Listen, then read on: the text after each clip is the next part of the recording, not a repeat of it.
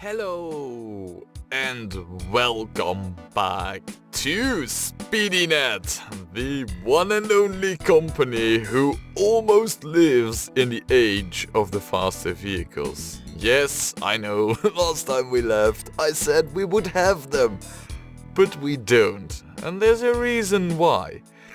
Because I said that, I would expand into the oceans and claim all these fishing grounds as ours. And as a matter of fact, I have done so. And as you can see by the town names, some of them have turned green. I don't know if you can see that on the map here. It doesn't show. But trust me, some of them have turned green because we are also moving passengers to and fro. Look, Pradding Hall over here, for example, actually loves us. See, we're outstanding with them. Now, the thing is though, I've done everything I can. I've even done more than I thought I would do, when we last left off, because I don't know if any of you ever paid attention to it, but last time we left off, the top speed of our trains was 104 kilometers. But we've got new locomotives, not new types of locomotives. We've had one of those nasty upgrades once again. Yeah, let me just quickly go over here. Look, see, they're now all fancy black, and these ones got a speed upgrade and a power upgrade and all that. See, look, it's model heavy 2. Now, that has been introduced like a year ago. So, I took the liberty to upgrade all our trains that use those engines, which by now are actually quite a lot. I mean, it's the booze, the building materials, and pretty much everything except this group, and this group. Everything else, oh, and the iron. But everything else has been upgraded, so yeah, took a bit, but I've done it, including these locomotives over here. You know, the important ones of the supply trains. So now that we have done that, I was kind of at a point where I was like, well, I could wait, till those vehicles arrive, and I know when they are going to arrive. That is, within 1.5 years, because in the year 1900 we will get a bunch of them. But, here is what happens when you don't do anything, which I actually, I've had the game run for a little while whilst I was, I don't know, I think I was video editing or something, but I just had the game running in the background.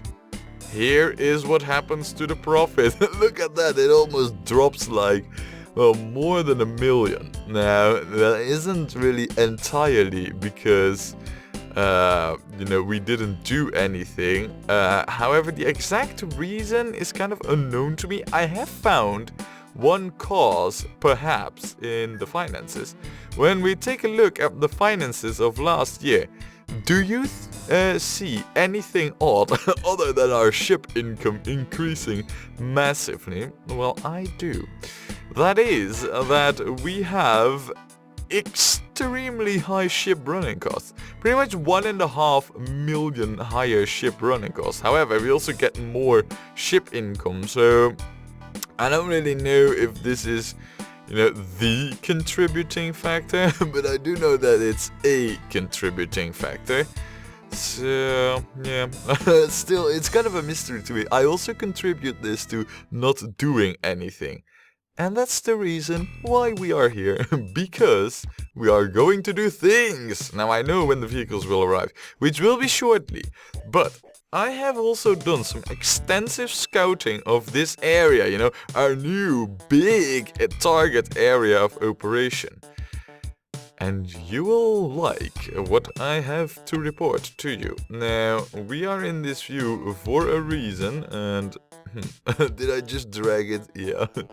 Let me expand the map so I can show it to you why we are in this view. Please disable town names. There. Right, so here we are. Now, the plan was to use the new industries, which use, scrapyard. However, as you can see, scrapyards are kind of sparsely populated over here, so we cannot use them. So instead of using the scrapyard, because the scrapyard, uses the steel mill, which is another, way to set up your industries. And I wanted to use those, but seeing how we have a severe lack of them in this area, we're gonna do it the traditional way, because there's plenty of traditional stuff. These are our iron mines, and look at that, we got like 3 clusters of them, really. We got a small group over here, we got a big group over here, and another medium group over here. So that's a lot of iron. But that's not all. We also have the machine shop, and that's the interesting one. Because the machine shop uses metal, which we can make, of course, with the iron, but it also uses petrol. Now, if we click on the oil wells, you will see that we have quite a few in the area. We have 4 over here, another one over here, and this one, I consider this one to be also reasonably close. We also have another one over here. These 2 are kind of like out of reach, at least for me. The bad thing is though, I believe it was only this one over here, which, no, where was that again? Oh, it was just over here. I believe it was only this one. No, it wasn't that one. Well, there was one who had the very high production. Was it you? Could be that it was you. Yeah, this one is the only one with really high production. So it stands to reason that we must include this one in the network. For that one, when it goes gung-hoo quadruple, will produce 1,000,000 liters. So, but yeah, other than that, that's why I found it interesting to, instead of using the, I think we used the smithy forge up till now, I want to start using the machine shop. So it is different in a little way. And I also want to include oil into the, thingy making, supply making, that was the thing I was looking for. The other thing is that if we take a look at the forests, look at that. There's also a bajillion of them. So many, in fact, that getting another traditional, coal lime kiln setup over here could be really worthwhile. But that's not the thing that we'll be going for at first. So, yeah, that's the plan, We are going to set up an insane amount of supplies manufacturing. Now, I've had a thing in mind, because so far we've been, making things organically, and it shows. Look at our network. I mean, this isn't the straight grid-like lines that we had with Rail On. No, this is organic, flows with the lay of the terrain and where the resources are. Over here, I kind of want to go a little bit more back to the Rail On style and build an impressive station, because I have a thing in mind for a setup that I want to try out, which I think could be very interesting, and it's kind of a roundabout setup. I haven't tested it yet, so it could be that it fails horribly, but what I have in mind is that, well, you don't really see it that well, I believe, but if you see the iron ore mines over here, what I want is to use only one machine shop who processes all the metal that comes from it. Now, if you take a look, the best place for such a machine shop would be right in the center, now wouldn't it be? And look where the machine shop right in the center is. Pana! Right over there. Now, if we zoom in a little bit, we can actually see that it's situated, it's not ideal, but it isn't terrible either. I mean, yeah, there's these nasty things, but we can maneuver the roundabout that I have in mind in such a way that I don't think that this or you will be an issue. Interesting, huh? The only small downside is that it's not really on flat terrain, but that could also work in our advantage. Oh yes. Now you might be wondering what that design is, but I'm gonna keep that for myself for the time being, till we are ready to build it. and seeing how we are not, that's the plan, ladies and gentlemen. Now, we are going to start out with another satellite network, because really, we could expand more over here, but we've discussed that, you know. We'll leave that for later. This is the area, and seeing how this is all really, you know, part of a system that is, well, you know, it was almost, you know, a true profit machine, but it's lacking the quantities in terms of supplies, but it's all, you know, part of a system which is in balance, more or less. So anything that we would add over here, I don't know, I want this, you know, this area to be a system on its own, and we'll hook it up by means of passengers and petrol transportation and whatnot. But I really want this to be a self-containing thing, so we're gonna start out anew over here. Well, not really anew, I mean, we have the financial means. Oh, and by the way, just to show you, yeah, we might have been spending a little bit of cash on new vehicles here and there. Yeah, I know, you know, vehicle renewing, it costs a bit. Now, we have, wait. Yeah, over here. This is where the iron ore mines are. Now, of course, I mean, just the iron ore mines isn't really all that interesting. We also need to process it into metal, and you know, as far as I'm concerned, we can do that locally. So, let's see. I don't really want to use this ironworks because it's not really that central or located that well. So instead, I'm thinking we should use this one over here for like these two iron ore mines. Now the thing is with the ironworks, of course, it needs wood.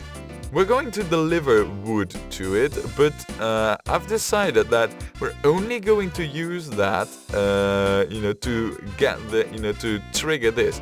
So we're only going to, well, I wouldn't say sacrifice, but we're only gonna use one forest for this purpose. Is there any low producing forest? Yeah, there's you. Right, so we're gonna grab you to, actually we could use a very productive one, like this one. I don't know really, you know, I kind of feel like we should use the forest for other ways of getting engineering supplies, you know, like getting a timber setup, because then the forests have a much higher yield, I've calculated. So, because, well, you know, I mean, just a side note, I have done some calculations. Now, yeah, let's get started with constructing the very first part of our new satellite network, which is going to involve getting these 3 iron ore mines producing some metal.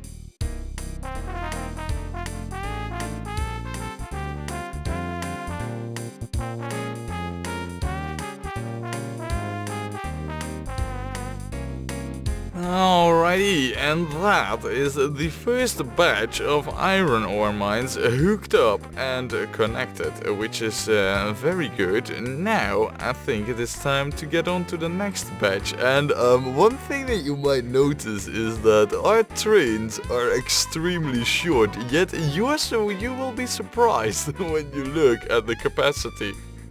I mean, look at that. It can carry a freaking 66 tons of iron ore. Such a small thing. I mean, that used to be a train that at least had the length of... And now I need to check this, because of course I don't know this from the top of my head. But there would be a train that would be long, at least 5 gondolas and a caboose or something like that. Oh man, my math is gonna look stupid now. Actually, difference is not that big. It's only 4, so I guess it would... alright. Ah well, anyways, yeah, I think they're cute. I might have made the stations a little bit too big for the length of the trains, but well, minor issue. One thing though, that I now realize that I forgot to mention, that I discovered during, well, you know, my ship expansion and upgrading of pretty much our whole operation over here, is that ships, you know, if there is no, I don't know how they call it, shipyard or something, ship depot, well, surprise, if there's no ship depot nearby their route, they will not visit it. I mean, say for example, that we have a ship line between these two harbors. I know that's not really even possible, but say there would have been one. Then if the ship depot, you know, the closest one was this one, a this ship over here would never ever visit this. And what would happen is that once its lifetime, which I believe is like pretty long actually, yeah, once its lifetime would have been, well, extended, overreached, then it would just continue on running. Well, what would have happened is that this ship would have auto-renewed itself, at the depot, if there was one close by. Now, I didn't know that, and I had a few ships that were quite overaged. I think that I had... Well, the oldest ship was like 45 years old almost, so yeah, that was quite overaged. And what happens when they are overaged is that they will start losing money really, really fast. You'll see this turning red, which is kind of like the indicator that they're getting old. And when that happens, even if when they deliver goods, they will still lose money. So they will, you will start seeing red figures here pretty quick and pretty big. Now, what also doesn't happen is auto services. Here it says servicing interval once a year, and that also does not happen. And the problem with that is that apparently, and I didn't know it worked like that, but services cost a certain amount of money, based on the ship and its age and whatnot. But apparently if you skip a service, the next one isn't the same amount. It costs twice as much or something like that, or it just accumulates. And so, what I had happen was that, and wasn't really one of the small ones, it was one of these big sailing boats, with multiple masts and whatnot. That one had skipped like services for like a good 38 years or so. So when it went to the depot, all of a sudden I lost like 1.5, well, not 1 million, but I think like, well, a few 100,000, I was like, what? But that was just all backlog on the maintenance. I don't think, you can't see it right now, but still, that was just something that I discovered that I wasn't aware of, but apparently the game works like that. So just wanted to share. Now, on to the next batch of iron ore mines, which I must admit, I need to kind of look up. Yeah, that's like this big group of 6 mines over here. Let's hook up those, shall we?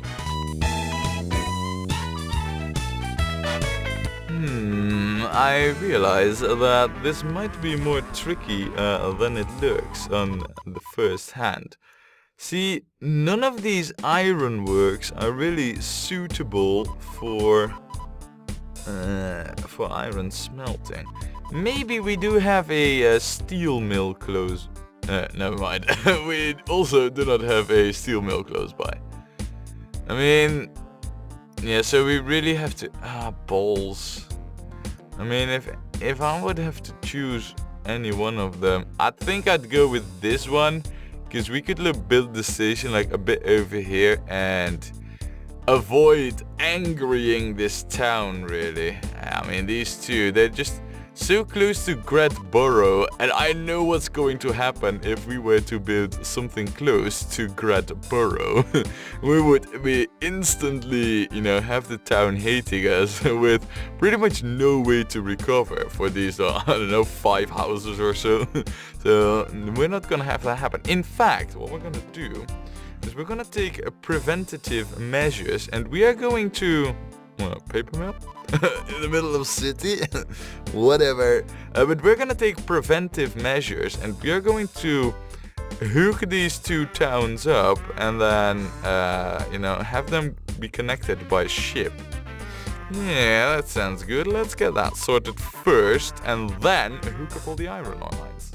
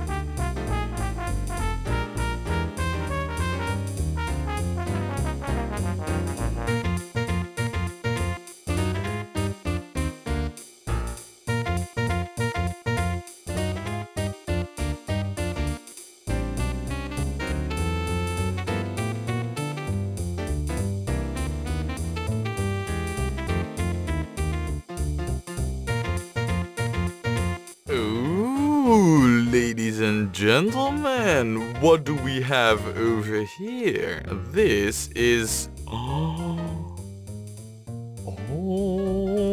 Now this isn't really the thing that I was looking for, a page mail truck, but this is the first of the batch of new vehicles that we will get in the year 1900. There will also be a few that come in 1901, and then we'll have to wait for the next batch for a very, very long time. But this is the first one. However, this is a mail thing. And as far as I know, we'll quickly go into this by showing the big list of vehicles and then going to all cargo types. You can see over here that we have buses, but we have different types. Now, this over here is like a small passenger bus, whilst this is a bigger one. This one's quicker, but has, it's more expensive. Well, actually, it kind of isn't. It's cheaper, but it is quicker. I don't know, there is a trade-off between these two anyway. This mail truck, I believe, I mean, it really looks like just a, one of the scooters with a roof and a cargo bay behind it, the ones that you see often in India and those places, and Indonesia. But anyway, this is a small version which we don't need, so we're not going to use that one. I mean, I'll click no on this one anyway, but this is interesting because this is a new train engine. New, and I believe, and I'm not sure, this is from the other train set. Now, we can check that by going over here. Yeah, look at that, man. We got loads of stuff over here, the 40 gondola and all that. I believe that this one would fit. I mean, let's just compare the traction efforts. This one has more kilonewton. This one has less and is equally as quick. Well, I guess that it's easily decided that this is an upgrade over this. And we are using this one in quite a few places. It isn't, well, I mean, it is better than this one. It is not as good as this one, they have their trade-offs. So, that's very, very interesting though. I mean, does it have more horsepower? It has quite a few more. It has, this is good. We don't want this, but when we do get it, and it is reliable, at least above 75%, we are going to use it. However, I mean, look at this, man. I mean, the differences between these trains, well, it's hard to tell. You can tell by the alignment of the wheels, but they pretty much all look the same, at least to me. But then again, I'm no expert. Right, well, that's interesting. Regardless, we're gonna click no, because we don't want it, but I hope that this is only a sign that we have more vehicles to come. Now, we just made a train over here. Let's continue with hooking up the rest of these iron ore mines, alright?